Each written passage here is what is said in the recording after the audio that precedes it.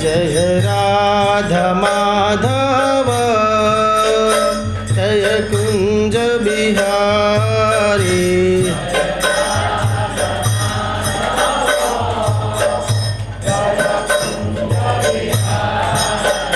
जय गोपी जनवल्लभ जय गिरिवरधारी।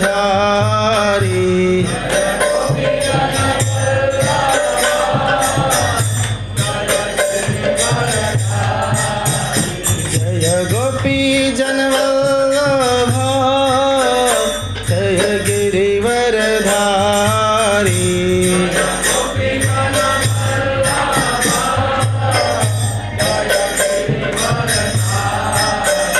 जय राधा माधव जय कुंज बिहारी।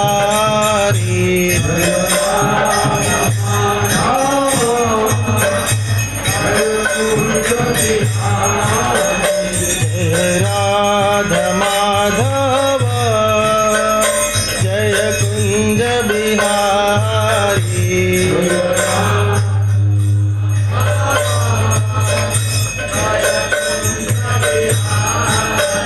जय राधा माधव जय कुंज बिहारी।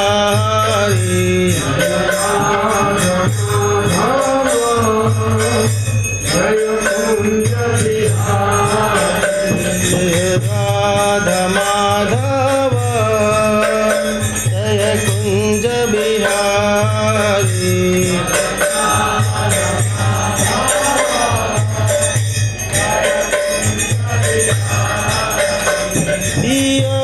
यशोदनंदन ब्रज जन रंजन।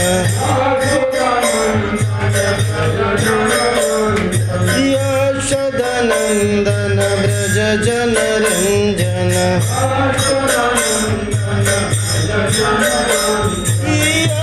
यशोदनंदन ब्रज जन रंजन।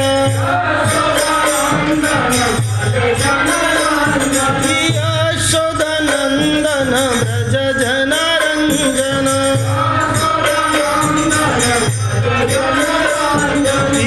यशोदनंदन ब्रज जन रंजन।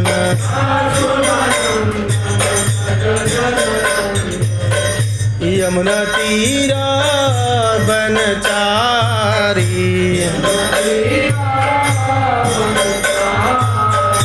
यमुना तीरा बनचारी।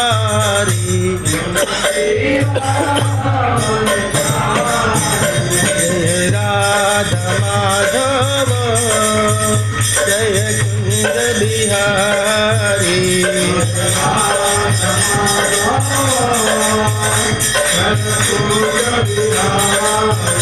जय राधा राघव जय कुंज बिहारी।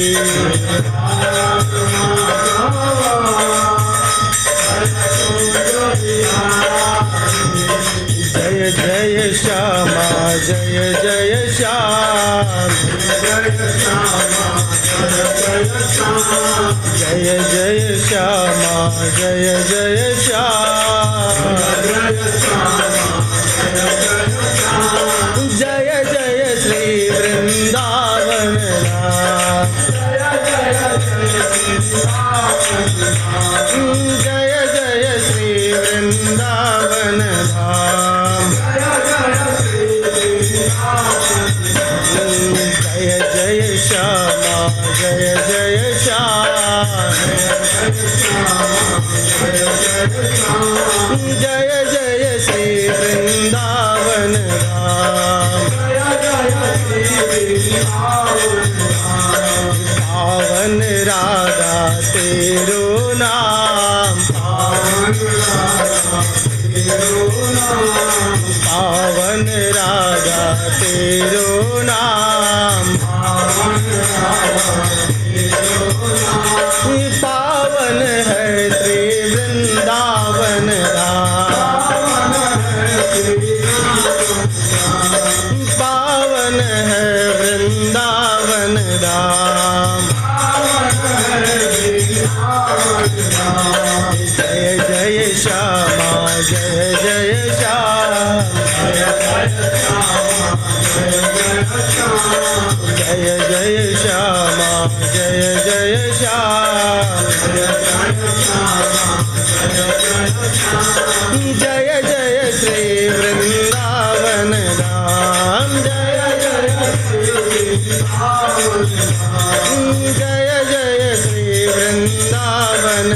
नाम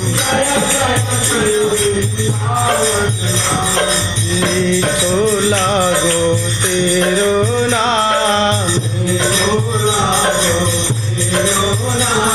मीठो लागो तेरो नाम मीठो है वृंदावन राम मीठो है वृंदावन राम जय जय श्यामा जय जय श्याम जय जय श्यामा जय जय श्याम जय जय श्री वृंदावन राम जय जय श्री वृंदावन राम हरे कृष्णा कृष्ण कृष्ण हरे हरे हरे राम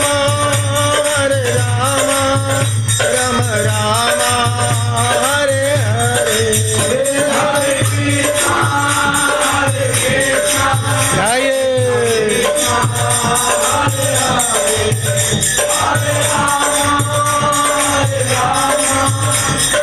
जय हरे कृष्णा कृष्ण कृष्ण हरे हरे राम राम राम हरे हरे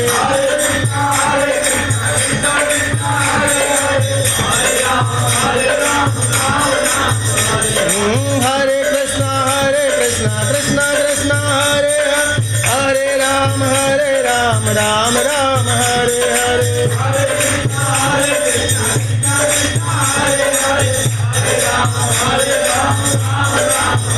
हरे कृष्णा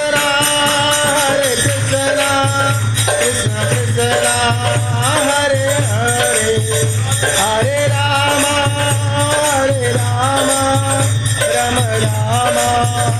हरे हरे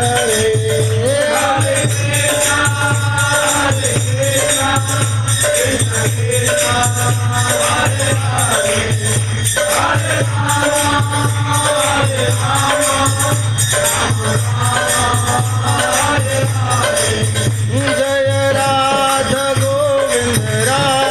गोविंद श्री राधे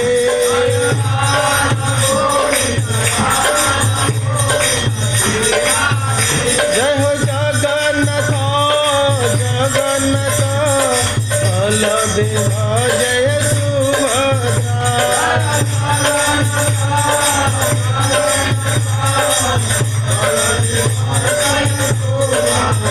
जय हो गौरानिताय जय हो गौरानिताय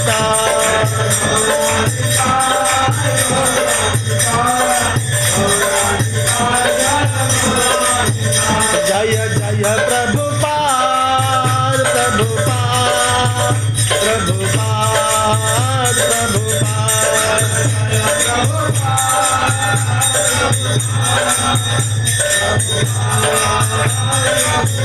नित्य गौर हरि बोल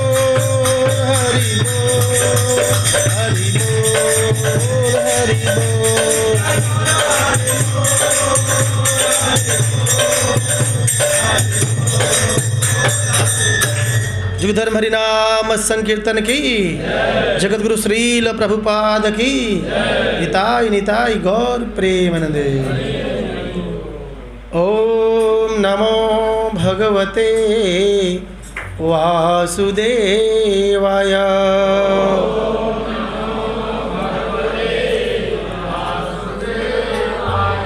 ओम नमो भगवते वासुदेवाय।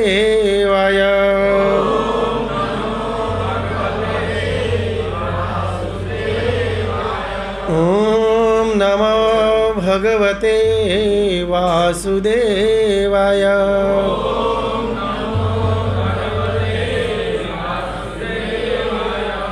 जय जय नदिया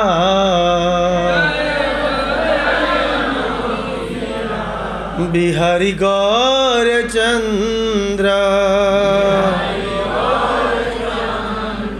जय एक चक्रपति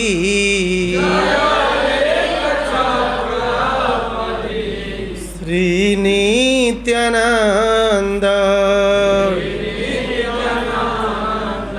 जय जय गौड़ भूमि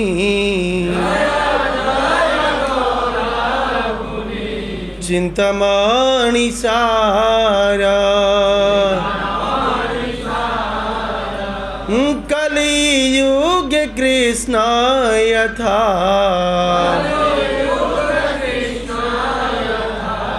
करिले बिहार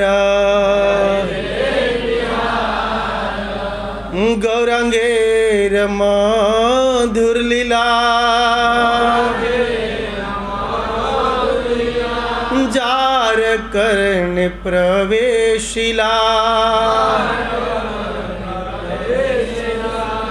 तारहय हृदय निर्मल भेल तारा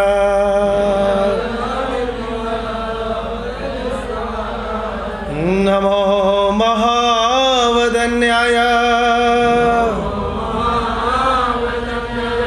कृष्ण प्रेम प्रदायते कृष्णाय कृष्ण चैतन्य नामिने गौरवत्विषे नमः नमो विष्णुपादाय कृष्ण पृष्ठाय भूतले श्रीमति भक्ति वेदांत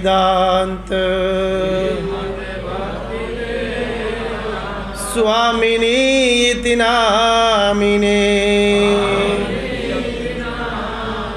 नमस्ते सरस्वती देवे गौरवाणी प्रचारिणे निर्विशेष शून्यवादी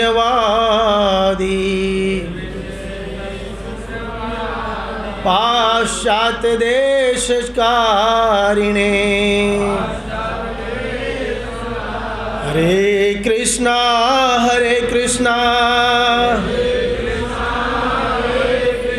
कृष्णा कृष्णा हरे हरे हरे राम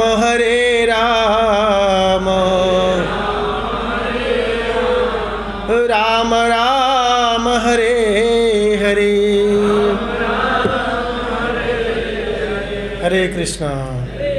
आप सभी भक्तों का हम स्वागत करते हैं इस सुंदर पवित्र मास के प्रथम रविवार है ना, कार्तिक मास का प्रथम रविवार है और आज के दिन इस इस्कॉन भभुआ सेंटर में आप सभी भक्तों का हम स्वागत करते हैं। जो भी वैष्णव हैं इस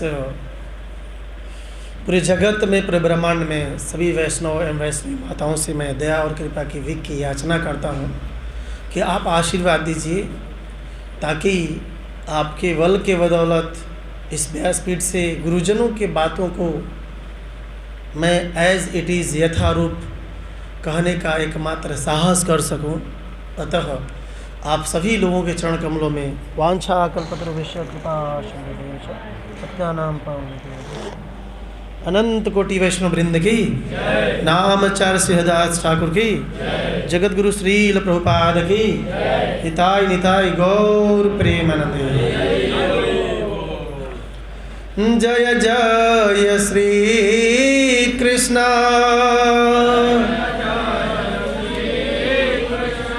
चैतन्य नित्यानंद जय द्वैत चंद्र जय गौर भक्त वृंद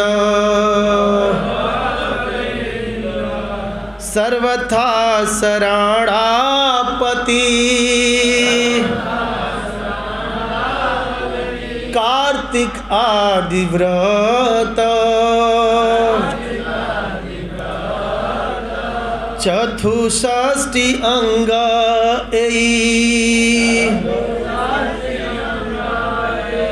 परम महत्व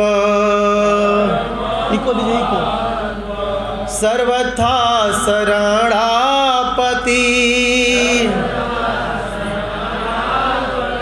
कार्तिक आदि व्रत चतुष्षष्टि अंग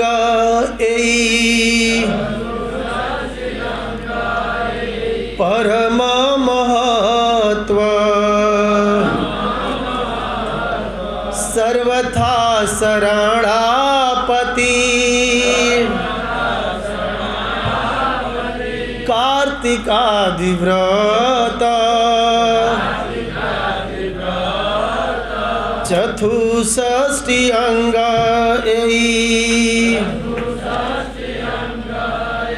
परम महत्व। बोलिए बोलिए। सर्वथा शरणापति कार्तिकादि व्रत चतुष्षष्टि अंग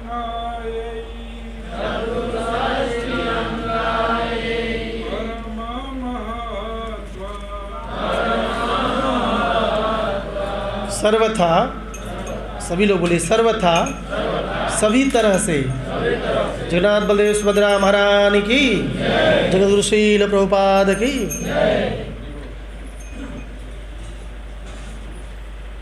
शरण आपत्ति समर्पण कार्तिक आदि व्रत,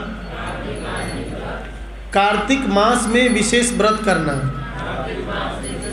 चतुष्षष्टि अंग 64 अंग ए परम महत्व अत्यंत महत्वपूर्ण।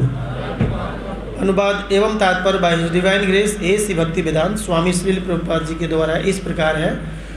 जगद्गुरु श्रील प्रभुपाद की द्वारा एक भक्त को चाहिए कि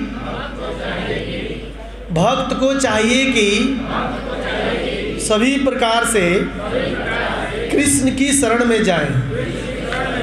कार्तिक व्रत जैसे विशेष व्रत रखे।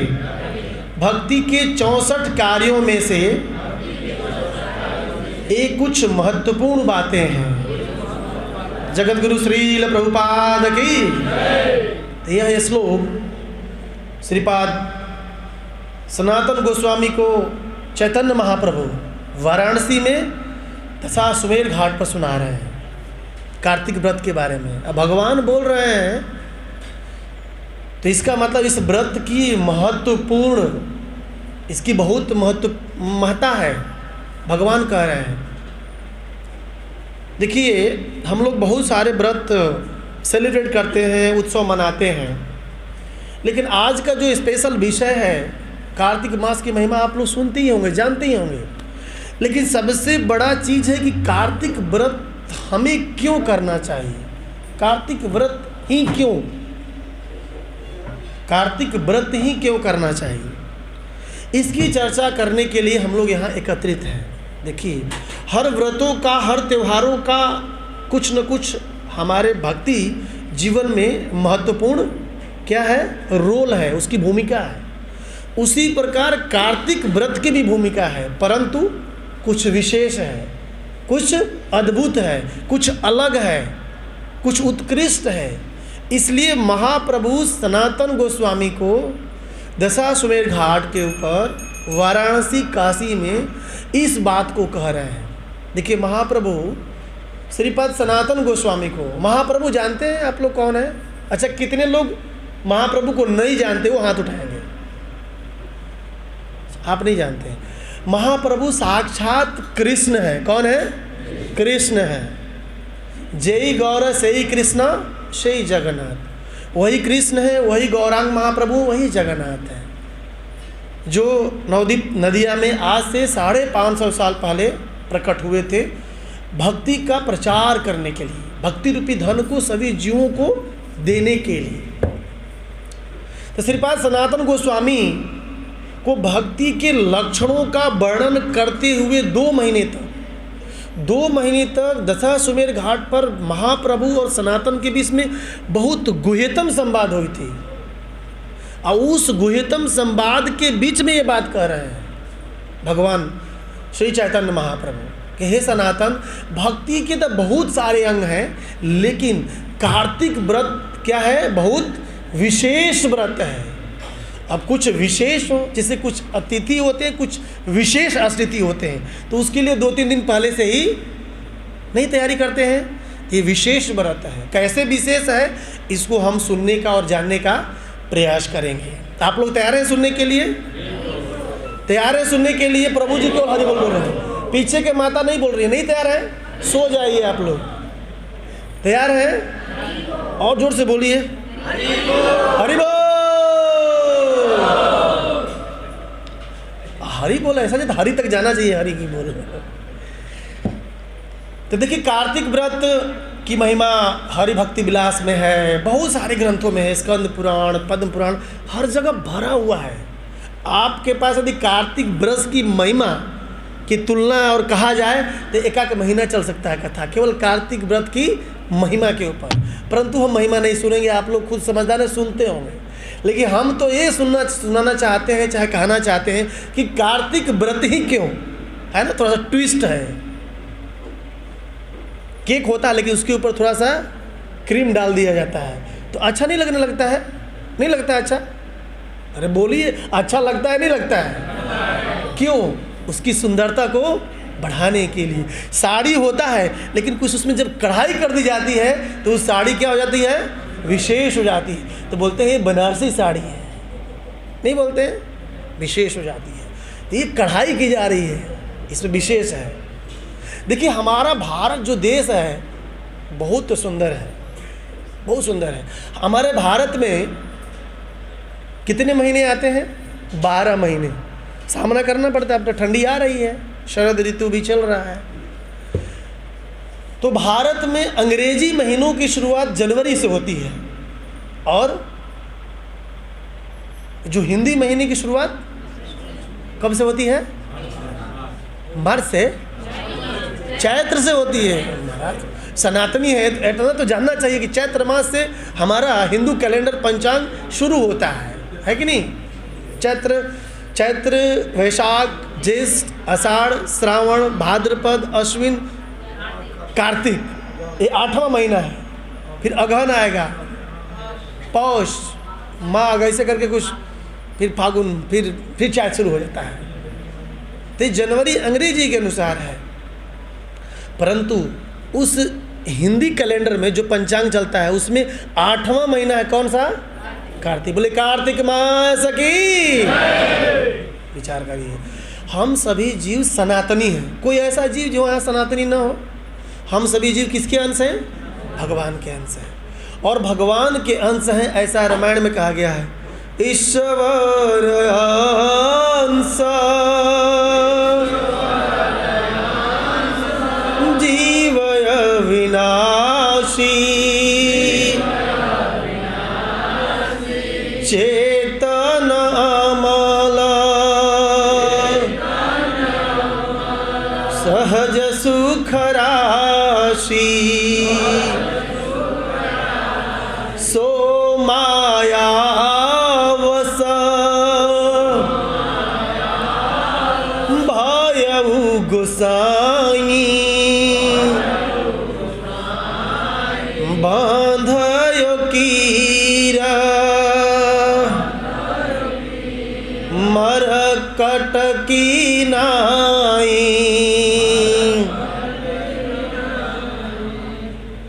देखिए श्री रामचरितमानस में तुलसीदास जी कहते हैं कि हम सभी जीव भगवान के अंश हैं। ईश्वर अंश जीव अविनाशी है, चेतन है, अमल है और हमेशा आनंद में रहना चाहता है, परंतु वह जीव सो मायावश, माया के वशीभूत होकर, माया के वश में होकर के तोते और कीर मरकट, तोता जानते हैं, सुग्गा, पैरोट, तोता और बंदर की तरह नाच रहा है। जीव भगवान का अंश है, लेकिन छोटे छोटे तोतों की तरह और बंदरों की तरह माया के वश में होकर के नाच रहा है। विचार करिए, हम भगवान के अंश हैं, लेकिन भगवान से विमुख होकर के हम छोटे छोटे चीज़ों के लिए माया के चंगुल में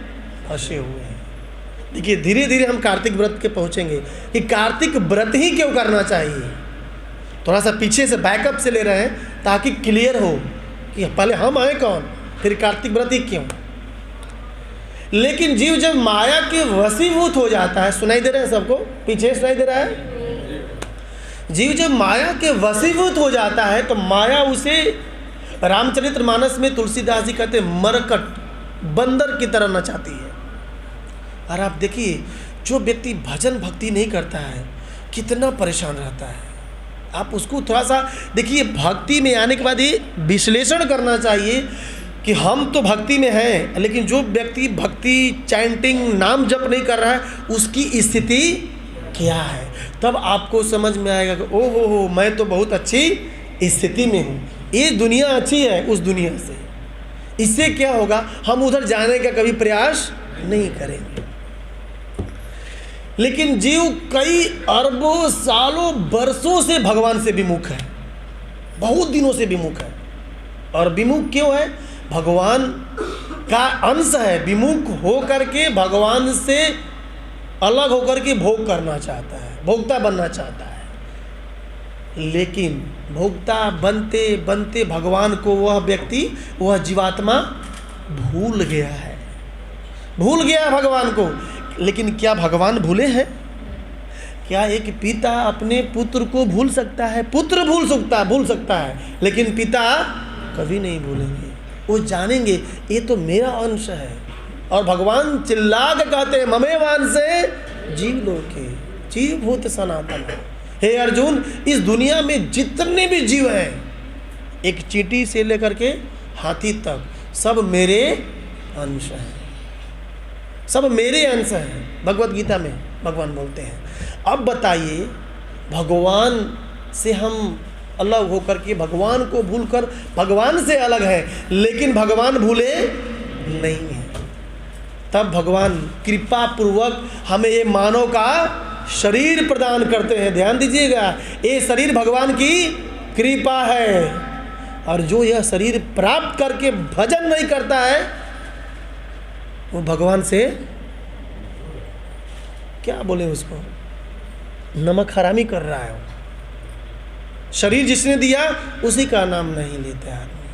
आप विचार करिए, जो व्यक्ति कुछ पैसा दे देता है, कुछ धन दे देता है, कुछ खिला देता है, तो हम उसको 10 बार बोलते हैं, थैंक यू प्रभु जी, धन्यवाद, आपने मुझे मदद करी बुरे दिनों में। भगवान ने इतना सुंदर शरीर दिया है कि इस शरीर को प्राप्त करो, भजन भक्ति करो, भगवत धाम की प्राप्ति करो। लेकिन हम उस भगवान को भूलकर माया को याद कर रहे हैं, खुद स्वामी और भोक्ता बनने का प्रयास कर रहे हैं। तो भगवान ने शरीर दिया, ये भगवान की बहुत बड़ी कृपा है। देखिए तुलसीदास जी कहते हैं रामचरितमानस में, बड़े भागा मानुष तन पावा, सुर दुर्लभ सव ग्रंथ ही गावा, साधन धाम मोक्ष कर द्वारा, पाई न जेहि परलोक सवारा।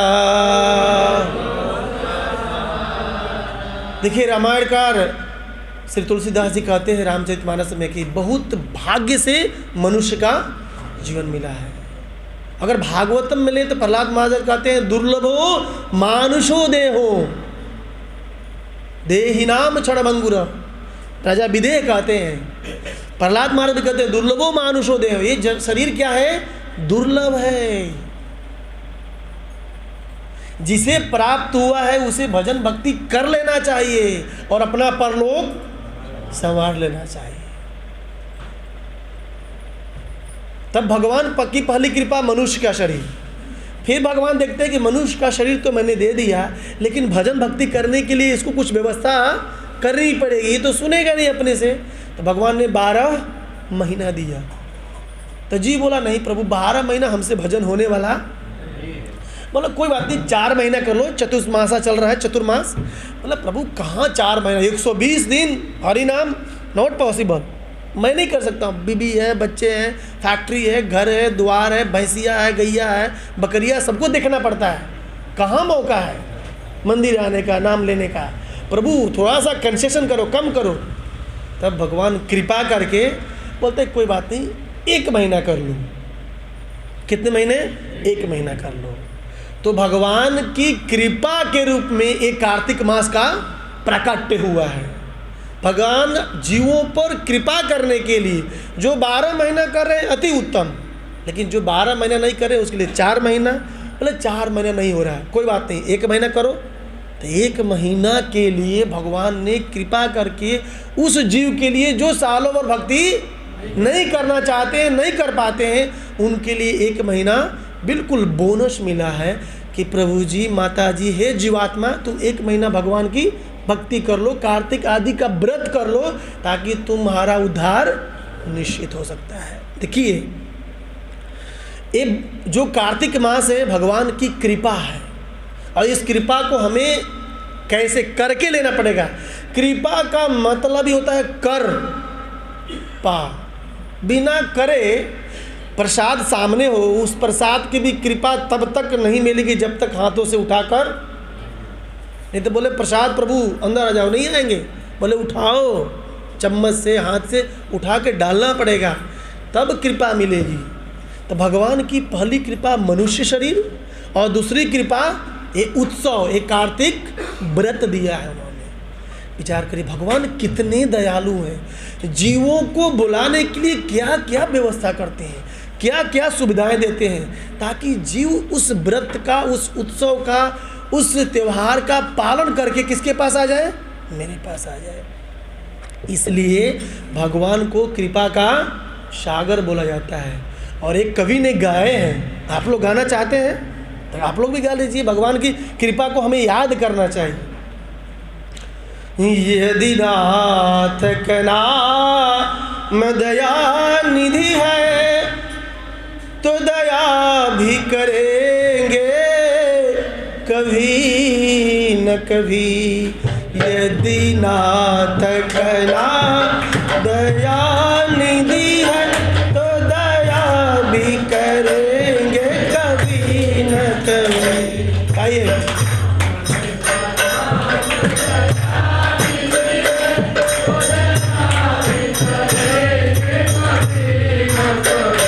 यदि नाथ का नाम या निधि है तो दया भी करेंगे कभी न कभी।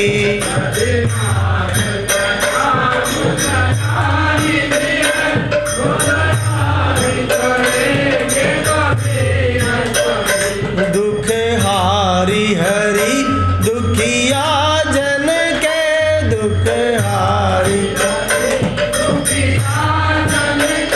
दुख हारी हरि दुखिया जन के दुख हारी। दुख क्लेश हरेंगे कभी न कभी।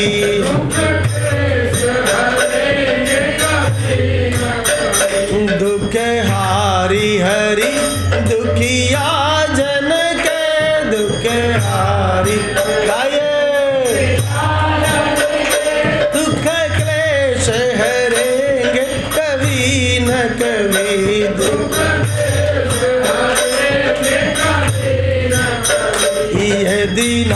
नाथ का नाम दया निधि है, तो दया भी करेंगे कभी न कभी।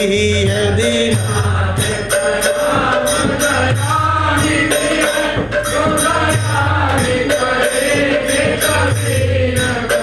यदि नाथ का नाम दया निधि है, तो दया भी करेंगे कभी न कभी।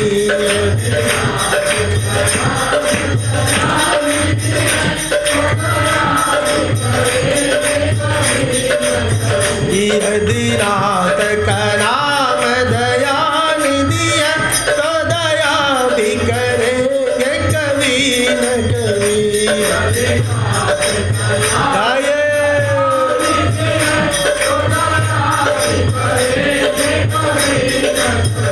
दुख हारी हरि दुख या जन के, दुख क्लेश हरेंगे कभी न कभी।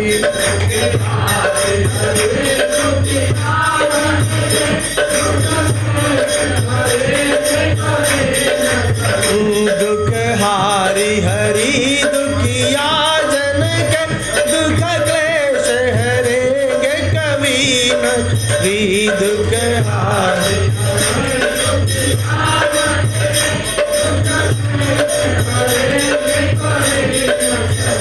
यदि नाथ का नाम दया निधि है, तो दया भी करेंगे कभी न कभी।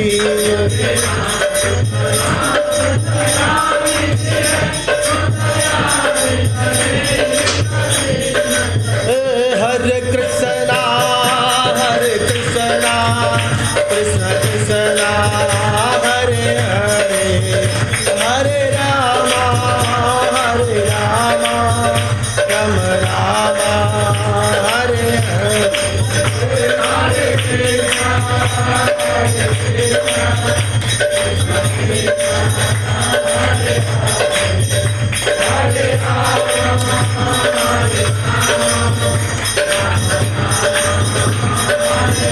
जय जय प्रभुपाद प्रभुपाद प्रभुपाद प्रभुपाद।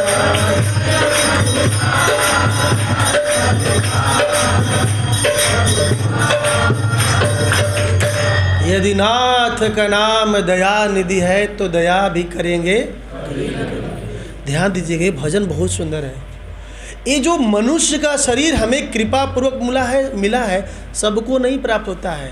बहुत जन्मों के बाद ब्रह्मांड भ्रमिते कौन भाग्यवान जीव। जिस तरह से गुरु कृष्ण की कृपा प्राप्त होती है और भक्ति मिलता है, उसी तरह अनंत कोटि जीव हैं। उनमें से जब भगवान किसी जीव पर कृपा करते हैं कि अब इसको अपने धाम बुलाना चाहते हैं, उसको मनुष्य का शरीर देते हैं। ध्यान दीजिएगा, इसलिए मनुष्य शरीर भगवत प्राप्ति के लिए मिला है। अगर इस मनुष्य शरीर को प्राप्त करके हम भगवत वैकुंठ साकेत को प्राप्त नहीं करते हैं, फिर इस मनुष्य का हम देह का क्या कर रहे हैं? मिसयूज कर रहे हैं। मिसयूज, इसका गलत यूज कर रहे हैं और पुनः नहीं मिलेगा। भगवान बोलेंगे तुमको मैंने दिया था एक बार, तुम तो मौज केवल चाय पीने में ही लुटा दिए, जीवन को मौज करने में व्यतीत कर दिए। अब दोबारा मिलेगा कब मिलेगा कोई नहीं जानता है, विचार करिए। इसलिए भगवान कृपा करके हमें मनुष्य का शरीर, और उस मनुष्य का शरीर देने के बाद भगवान त्योहार व्रत उत्सव देते हैं ताकि जीव भजन करने के लिए प्रेरित हो, करे और करके कहाँ आए? मेरे पास आ जाए। विचार करिए। इसलिए यह जो मास है कार्तिक, ये भगवान की असीम कृपा है जितने भी शरीरधारी जीव हैं। देखिए, हर मास के अपने एक अधिष्ठात्रा देव होते हैं। इस मास के अधिष्ठात्रा देव है दामोदर चतुर्भुज रूप में, अगर आप वैष्णव गौड़ीय वैष्णव सिद्धांत को फॉलो करें तो। परंतु इस मास की जो अधिष्ठात्री देवी है कौन है? श्रीमती राधा रानी की। श्रीमती राधा रानी है। देखिए, भगवान कृष्ण का मास कौन सा मास है?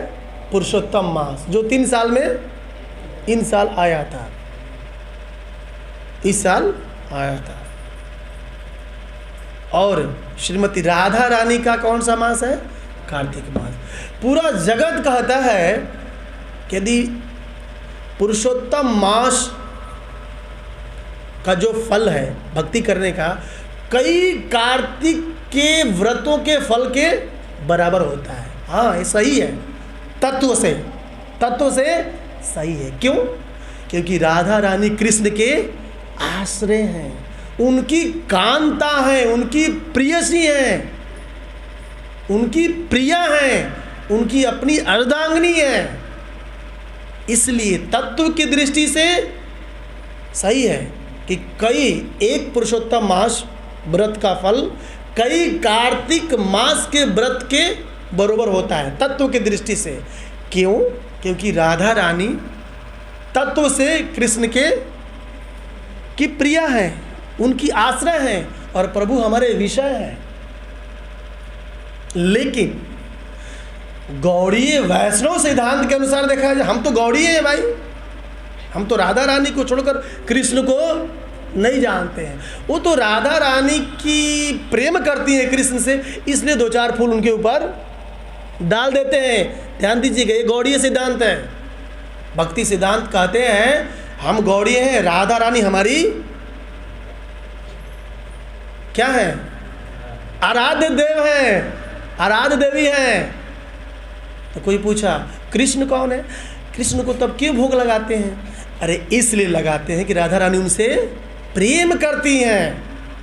नहीं होता है कोई किसी से प्रेम करता है तो उसी बहाने उसको भी बुला लेते, भाई तुम भी मेरे घर आ जाना, क्योंकि आपका उनसे बनता है, प्रभु जी उनको भी लेके आना मेरे पास। इसलिए 2-4 फूल कृष्ण के ऊपर चढ़ा देते हैं। गौड़ीय सिद्धांत यह कहता है, गौड़ीय सिद्धांत कहता है कि अखिल ब्रह्मांड के ब्रह्मांडपति कृष्ण राधा रानी के चरणों में लोट-पोट करते हैं। अब देखिएगा डिग्री बढ़ रहा है, अब राधा रानी की महिमा आ रही है। कार्तिक मास है और कार्तिक मास की अधिष्ठात्रा देवी कौन है? बोलिए राधा रानी की, बरसाने वाली की। बरसाना पहुंच जाइए मन ही में, हाँ को करिए। अखिल ब्रह्मांड के ब्रह्मांडपति राधा रानी के चरणों में लोट-पोट करते हैं। ब्रज के रसिक संत कहते हैं यदि ब्रज में कृष्ण को खोजना हो तो कहाँ मिलेंगे? कहते हैं कहाँ मिलेंगे? बरसाने में मिलेंगे। और एक रसिक संत और कहते हैं कहीं कुंज में जाना, राधा रानी के चरणों का मसाज करते हुए जरूर मिल जाएंगे। विचार करिएगा, यदि राधा रानी आपके पास है ना तो कृष्ण को खोजने की जरूरत नहीं है। विचार करिए, कृष्ण स्वतः पीछे पीछे घूम करके चले आते हैं। विचार करिए, ऐसी उनमें सेवा की भावना, समर्पण की भावना है। ये राधा रानी का गुण है। और अखिल ब्रह्मांड के ब्रह्मांडपति हमारे वैष्णव गौड़ीय वैष्णव सिद्धांत कहता है कि उनके चरणों को आलोट करते हैं, उनके चरणों में गिरे रहते हैं, पकड़ते रहते हैं। वह है श्रीमती राधा रानी। परंतु कविराज कहते हैं ऐसा क्यों होता है? कविराज कहते हैं ऐसा क्यों होता है? राधा रानी के ही चरणों में क्यों गिरते हैं, हमारे चरणों में क्यों नहीं? कविराज कहते हैं कि जो जीव कृष्ण को अपना पुत्र मानता है, अपना सखा मानता है, अपना प्रियतम मानता है, अपना कि मेरे सखा है, मेरे प्रियतम है, मेरे प्राणपति है, उनके लिए कृष्ण खोजते रहते हैं, किधर है, किधर है, किधर है, किधर है, किधर है, खोजो उनको। और ब्रज के जितने भी परिकर हैं, ब्रज के में कृष्ण से प्रेम करने वाले जो भी लोग हैं, जो भी जन हैं, सबसे उत्तम और उत्कृष्ट प्रेम किसका है? श्रीमती राधा रानी का। उनके प्रेम के आगे भगवान का कुछ चलता और भगवान कंफ्यूज रहते हैं कि हे राधे, आप मेरी इतनी सेवा करती हो, कुछ ले लो तो, कुछ तो ले लो। बोलते नहीं प्रभु, मुझे कुछ नहीं चाहिए, मुझे ऐसा आशीर्वाद दीजिए कि मैं आपकी और सेवा। यदि उस जगह पर हम होते तो प्रभु जी 2-4 साड़ी दे दो, बनारसी सूरत वाली, थोड़ा सा महंगी दिलवा दो, भिजवाओ, पार्सल कराओ। विचार करिए आप, राधा रानी के भाव है। इसलिए भगवान कृष्ण जो ब्रह्मांड, जिनके चरणों में ब्रह्मा, यम, ब्रह्मा, नारद, शिव आदि, वरुण, इंद्र चरणों में लोटपोट करते हैं, स्तुति करते हैं, प्रभु दर्शन दे दो, वैसे भगवान श्रीमती राधा रानी के चरणों में लौटते रहते हैं। विचार करिए आप, विचारणीय विषय है क्यों लोटपोट करते हैं। और भगवान हमेशा डाउट में रहती, राधा रानी का प्रेम कितना उत्कृष्ट है। मैं तो राधा रानी के प्रेम को आज तक नहीं समझ पाया, और उन्हीं राधा रानी के प्रेम को समझने के लिए कृष्ण गौर बनकर चले आए। बोले गौरांग महाप्रभु की। विचार करिए आप, गौरांग महाप्रभु बन के आना पड़ा उनको। इसलिए राधा रानी का ये समर्पण है। जब राधा रानी मान कर जाती है, मान करके रूठ कर बैठ जाती हैं, तो भगवान उनको मनाते हैं। तो कोई बोले कि प्रभु जी हमको भगवान क्यों नहीं मनाते, आपको खाक मनाएंगे, माला करते ही सो जाते हैं, हमको क्यों नहीं मनाते हैं भगवान? क्योंकि हमारा तो समर्पण ही नहीं है। भगवान बोलते हैं सर्वधर्मान परित्यज्य, बोले नहीं, सब धर्म परित्यज्य नहीं हो सकता है, 1-2 रखेंगे घर पर तिजोरी में, ऐसा नहीं चलेगा। राधा रानी को मनाते हैं और कहते हैं हे मानिनी राधे, आप अपना मान कब भंग करोगी? मनाते मनाते चंद्रमा अब ढलने वाला है, अब तो मान जाओ। और राधा रानी के चरणों में गिरते हैं, उनके चरणों में क्या बोलते हैं, महावर लगाते हैं, चूड़ी पहना, सब कुछ करते हैं, ज्योतिष बन जाते हैं, क्या नहीं करते हैं भगवान। हे माननी अब तो मान जाओ, चंद्रमा ढल गया। भगवान कहते हैं नरसिंह, सतयुग में नरसिंह अवतार में आकर के मैं हिरण्यकशिपु को फाड़ दिया, रामावतार में रावण को मार दिया। जितना परिश्रम उन लोगों को मारने में नहीं हुआ राधे, उतना मनाने में हमें हो रहा है, अब तो मान जाओ। फिर भी राधा रानी अपना मुख फेर लेती हैं, बोलती नहीं, मैं नहीं मानने वाली हूँ। ललिता के चरणों में पड़ते हैं, हे ललिते, हे विशाखे, अपनी स्वामिनी को कहो मेरे तरफ थोड़ा सा देख तो लें, एक नज़र देख तो लें, हमारी तरफ थोड़ा सा देख तो लें। लेकिन राधा रानी नहीं मानती हैं, और भगवान मोर बनकर मोर कुटीर पर नाचते हैं, जानते हैं? बोले मोर कुटीर की। बरसाना पहुंच जाइए अभी, विचार करिए, मोर बन के नाचते हैं और गाते भी हैं। आप लोग गाएंगे भगवान के साथ? आप लोग भी मनाइए, गाइए। क्या भगवान गाते हैं, उसको हम गाते हैं। सुन बरसाने वाली, सुन बरसाने वाली, गुलाम थे बनवारी।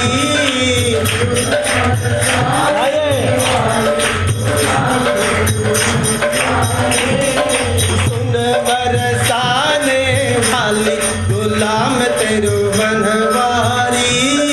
सुन बरसाने वाली, गुलाम तेरो बनवारी। बनवारी बनवारी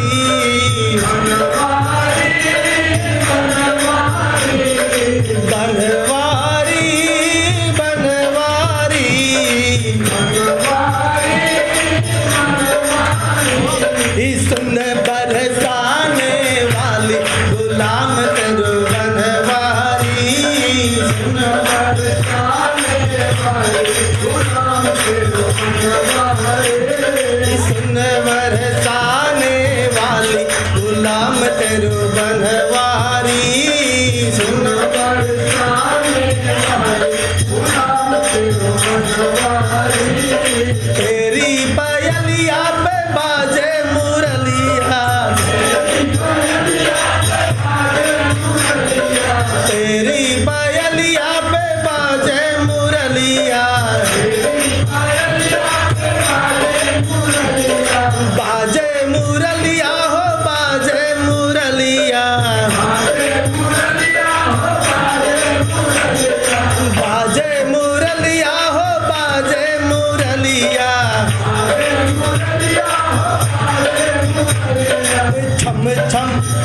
छम नाचे गिरधारी गुलाम तेरू बनवारी।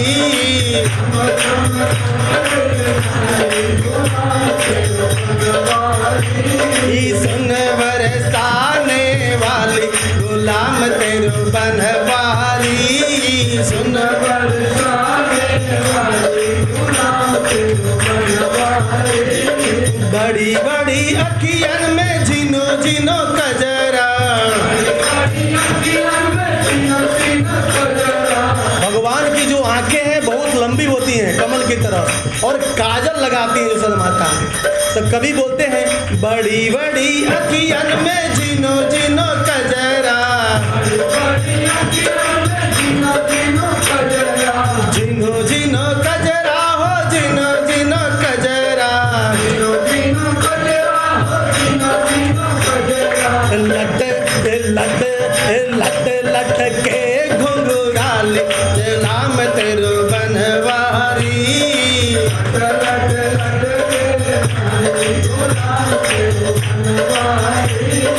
लट लट के घुंघराले गुलाम तेरू बनवारी।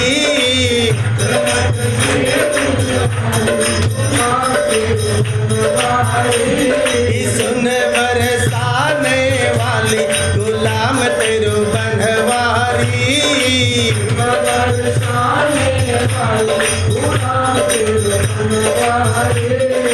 वृंदावन के राजा होकर वृंदावन के राजा होकर राजा होकर राजा होकर राजा छाछ पे नाचे मुरारी गुलाम तेरू बनवारी।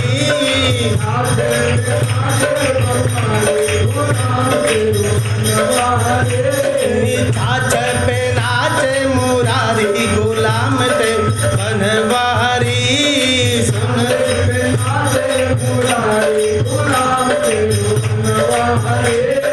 सुन बरसाने वाली गुलाम तेरू बनवारी। सुन गाये सुन बरसाने वाली गुलाम तेरू बनवारी। सुन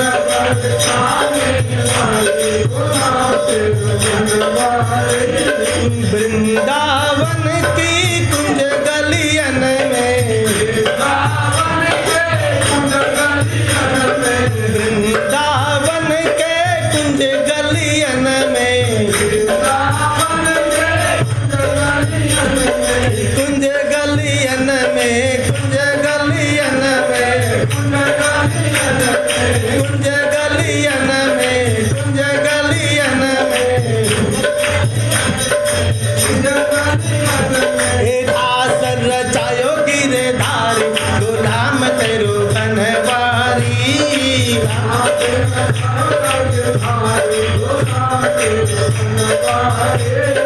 दास रचायो गिरधारी गुलाम तेरू बनवारी।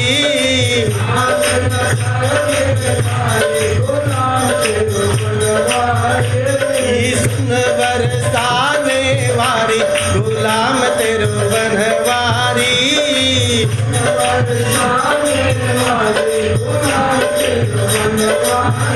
हरे कृष्णा कृष्णा हरे हरे हरे राम राम राम हरे हरे।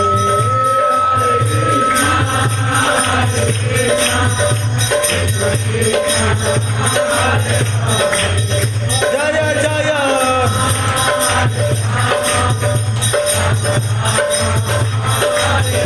जय जय प्रभुपाद प्रभुपाद प्रभुपाद प्रभुपाद।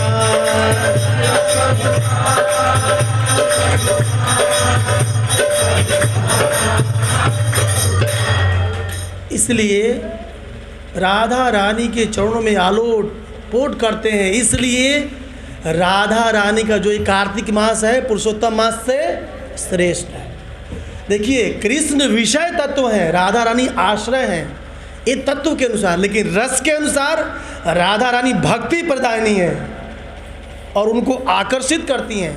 इसलिए कार्तिक मास पुरुषोत्तम मास से श्रेष्ठ है। एक गौड़ीय वैष्णव सिद्धांत के अनुसार, रस की दृष्टि के अनुसार ऐसा कहा जाता है।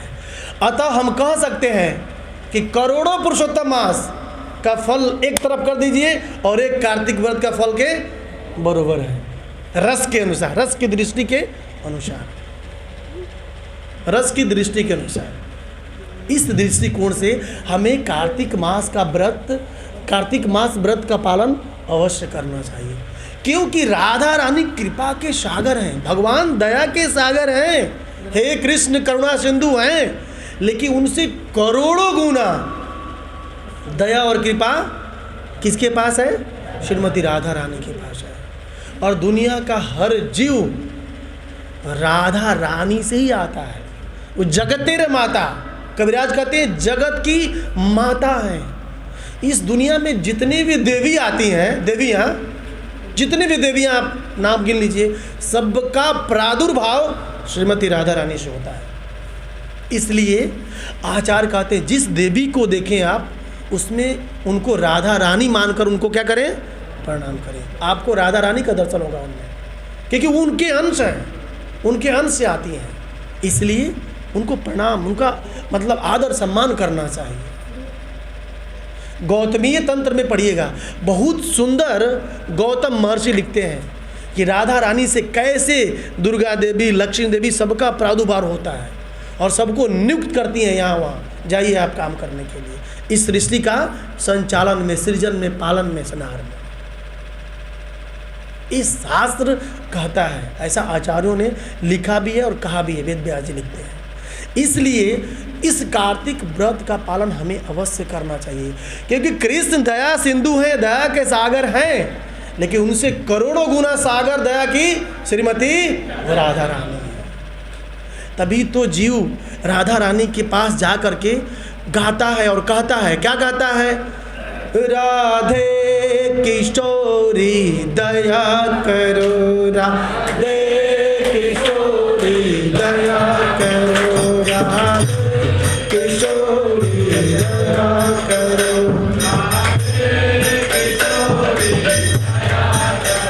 श्यामा प्यारी दया करो, श्यामा प्यारी दया करो, श्यामा प्यारी दया करो,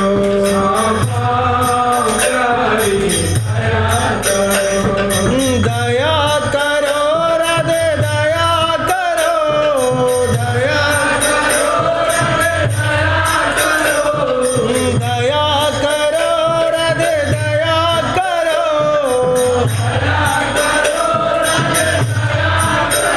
श्यामा प्यारी दया करो, श्यामा प्यारी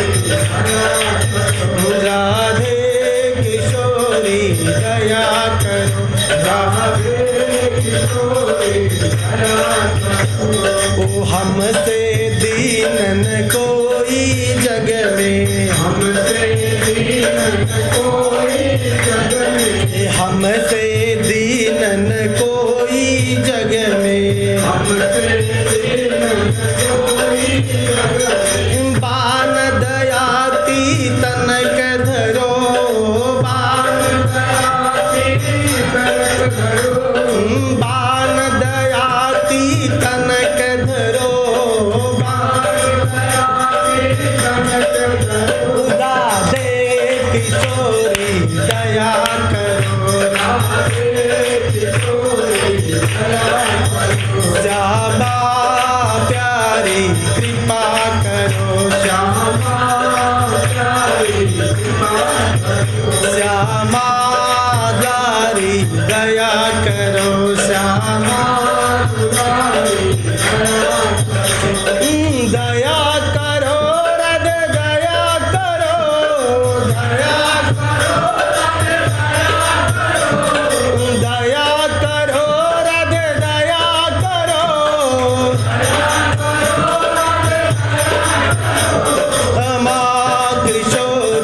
दया करो श्याम श्यामा प्यारी दया करो श्यामा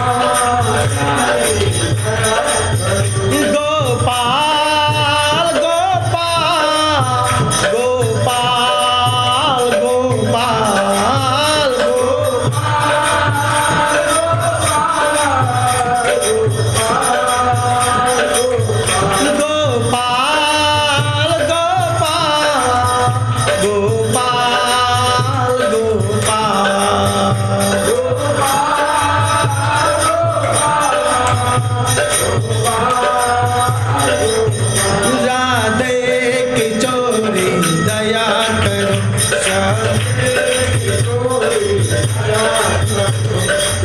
बहुत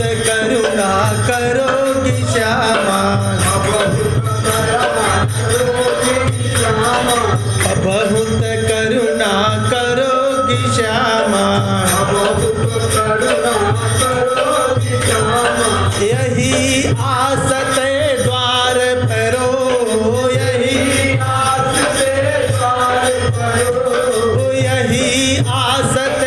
द्वार परो राधे किशोरी दया करो श्यामा दुलारी दया करो ओ हरे कृष्णा कृष्णा कृष्णा हरे हरे राम राम राम हरे हरे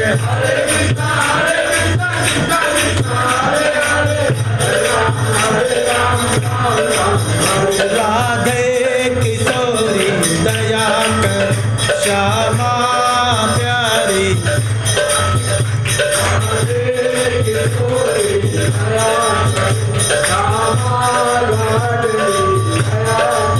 ओ राधे राधे राधे राधे राधे राधे राधे राधे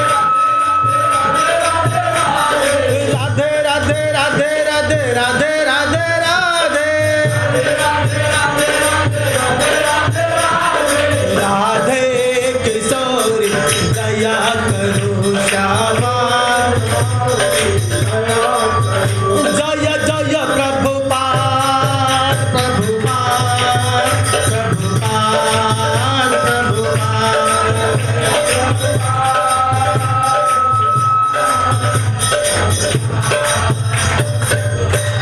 इसलिए राधा रानी से कृपा की भीख और याचना की कामना करनी चाहिए। राधा रानी कृपा के अथाह अबाध सागर हैं। कृष्ण हो सकते हैं करुणा सिंधु, परंतु जीवों पर दया माता का ही विशेष होता है। पिताजी तो नाक पर नाक चढ़ाकर बोला है बच्चा बिगड़ गया है, इसको पैसा देना बंद करो। माँ बोलती देखिए ना जी अच्छा हो जाएगा, दे दो 2-4 रुपये और धीरे से बटुए से निकाल कर लेके जा, है कि नहीं। ये माता की कृपा है, करुणा है। पिता एकदम डिसिप्लिन में रखना चाहेंगे, बोले कोई बात नहीं बच्चा है, थोड़ी सी गलती हो जाती है, देखभाल कर लेंगे, हो जाएगा, सही हो जाएगा। ये कृपा है। इसलिए हमें कार्तिक व्रत का पालन अवश्य करना चाहिए, क्योंकि राधा रानी की कृपा का हम भाजन हो सकते हैं। थोड़ा आवाज को मीठा करिए, क्या बना रखे हैं। हरे कृष्णा कृष्णा कृष्णा हरे हरे, हरे राम राम हरे कृष्णा कृष्णा कृष्णा हरे हरे राम इसलिए कार्तिक व्रत करना चाहिए, तब जाके हमारा कल्याण हो सकता है। दूसरा, श्रीपाद रूप गोस्वामी भक्ति के 64 अंगों का वर्णन करते हैं भक्ति रसामृत सिंधु में। उसमें 58 नंबर का जो अंग है कार्तिक व्रत का पालन करना चाहिए। बताइए, 64 अंगों में से एक व्रत का पालन है, कार्तिक व्रत का पालन करना है। अतः हमें कार्तिक व्रत का पालन करना चाहिए। एक बार जय पताका स्वामी महाराज प्रभुपाद जी से पूछे, प्रभुपाद जी कार्तिक आ गया है, क्या करना चाहिए।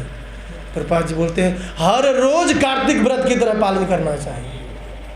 विचार करिए, प्रभुपाद जी का कितना सुंदर कोटेशन है, हर दिन को कार्तिक मास की तरह व्यतीत करना चाहिए। ऐसा नहीं कि कार्तिक व्रत है तो नहा धोआ के टकाटक तैयार हो गए, और कार्तिक व्रत जैसे ही बीता बुढ़िया बस्तर लेकर के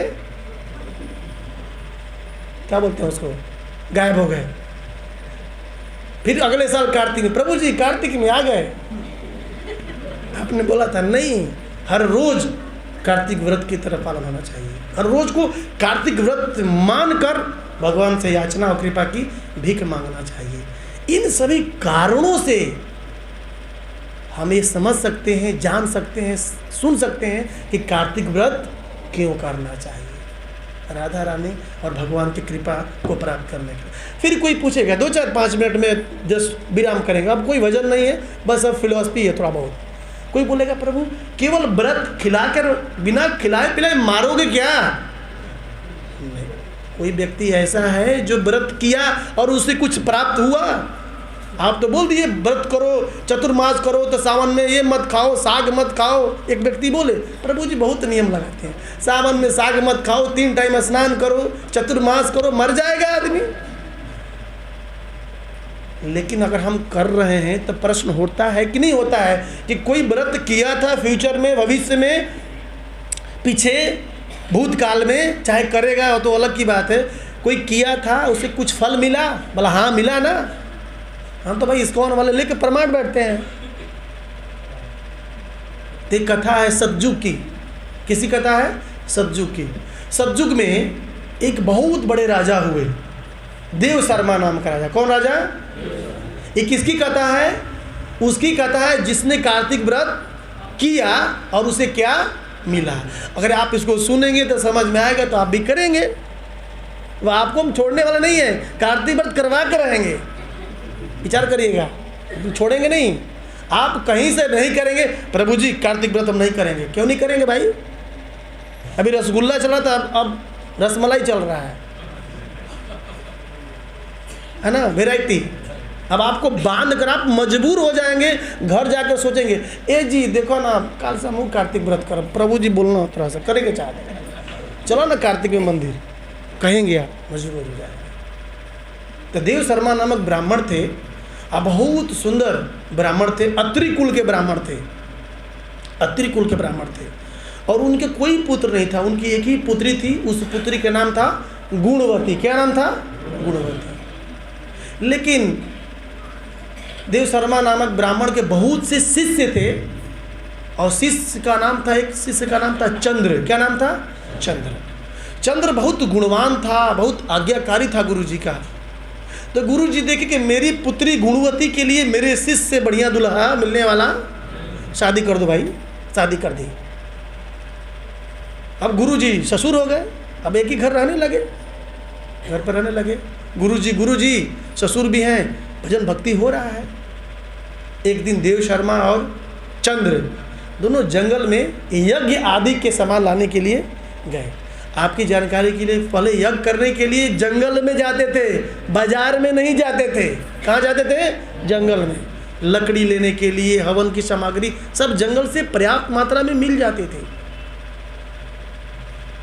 अब क्या हुआ आगे चल करके कि एक उस जंगल में बहुत भयानक राक्षस रहता था, और वो राक्षस ने क्या कर दिया, इसको देव शर्मा को और चंद्र को, दोनों लोगों को मार दिया। अब तो दोनों मर गए। अब बेचारी गुणवती अकेले रह गई अपने घर पर।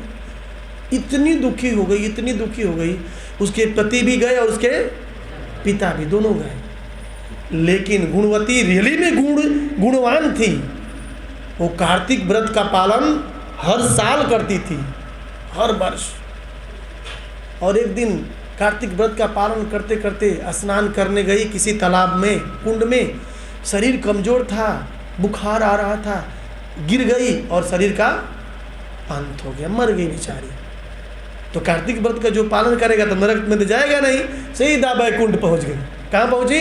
बैकुंठ, भगवान के धाम। बोले वैकुंठ धाम की, वैकुंठ पहुंच गई। अब वैकुंठ पहुंच गई, लेकिन कुछ समय के बाद जब द्वापर युग आया, और द्वापर युग में जब पृथ्वी पर राजाओं महाराजाओं का तांडव होने लगा, बहुत पाप अधर्म होने लगा, तो ब्रह्मा जी सभी देवताओं के साथ क्षीर सागर के तट पर भगवान के पास जाते हैं प्रार्थना करने के लिए। क्षीर सागर ना, ये गर्भोदय साई के पास क्षीर सागर के पास सब अवतार क्षीर सागर से आते हैं। दुनिया के जितने भी अवतार विष्णु तत्व लेते हैं क्षीर सागर से आते हैं। ध्यान दीजिएगा, ये भी एक पॉइंट है।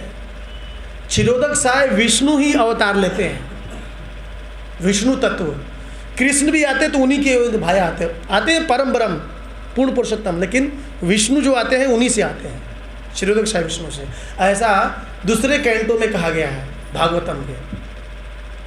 तो क्या हुआ कि ब्रह्मा जी गए तो भगवान क्षीरोदक साई विष्णु के तरफ से आवाज़ आई, आकाशवाणी, जाओ भाई हम जन्म लेने वाले हैं यशोदा और देवकी के नंद के, देवकी माता के गर्भ से। तो सब लोग जन्म ले लिए। भगवान वृंदावन की लीला किए, मथुरा की लीला किए और द्वारिका चले गए। शादी हो गई और शादी में 8 पटरानियाँ थी।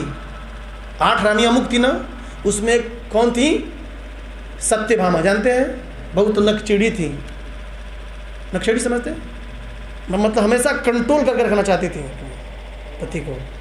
ऐसा नहीं होना चाहिए, ऐसा होना चाहिए, ऐसा क्यों कर रहे हो? सत्यभामा। वही सत्यभामा जगदानंद पंडित बनकर चैतन्य महाप्रभु की लीला में गंभीरा में आते हैं और रोज झगड़ा करते हैं। अंत लीला में वर्णन है, जगदानंद पंडित भी महाप्रभु से रोज झगड़ते हैं। बोलते हैं जग्गू रोज झगड़ता है, क्यों? बोला ये सत्यभामा है ना पिछले जन्म का, ऐसे झगड़ा करता है।